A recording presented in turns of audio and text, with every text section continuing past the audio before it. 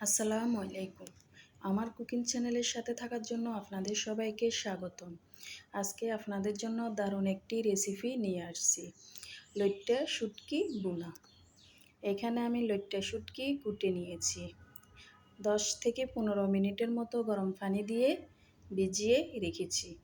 শুটকিগুলো এখন আমি ভালো করে পরিষ্কার করে ধুয়ে নেব। শুটকিগুলো আমি পরিষ্কার করে ধুয়ে নিয়েছি। প্রথমে আমি শুটকিগুলো তেলে ভেজে নেব। কড়াইতে দিয়ে দিয়েছি তেল। এখন দিয়ে দেব শুটকিগুলো।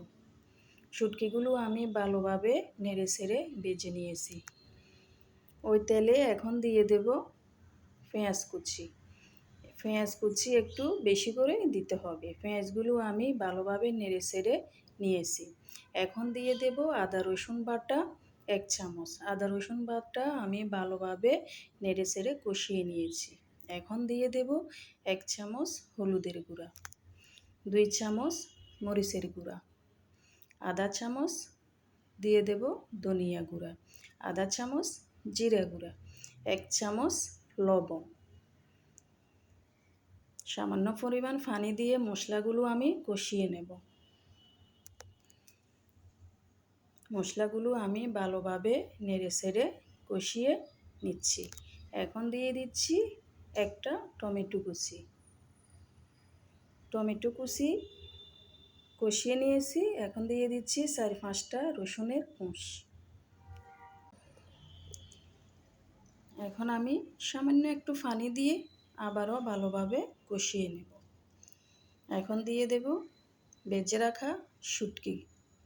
শুটকি দিয়ে আমি ভালোভাবে নেড়ে ছেড়ে মশলার সাথে মিশিয়ে নিচ্ছি। এখন আমি দিয়ে দিচ্ছি 1 কাপ পরিমাণ পানি। পানি দিয়ে আমি ভালোভাবে নেড়ে ছেড়ে দিচ্ছি। আপনারা এই শুটকি ভুনাটা একবার বাসায় ট্রাই করবেন, না হলে এর মজাটা আপনারা বুঝতে পারবেন না। একবার খেলে বারবার খেতে মন চাইবে। আমার শুটকি ভুনা হয়ে গেছে। এখন আমি দিয়ে দিচ্ছি ধনিয়া পাতা। ধনিয়া পাতা দিয়ে আমি ভালোভাবে নেড়ে ছেড়ে দিচ্ছি।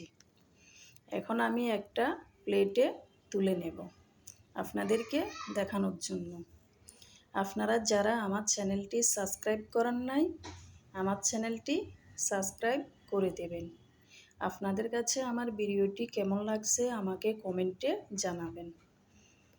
আপনারা সবাই ভালো থাকবেন, সুস্থ থাকবেন। আপনাদের সবাইকে আমার চ্যানেলের সাথে থাকার জন্য ধন্যবাদ। আল্লাহ হাফেজ।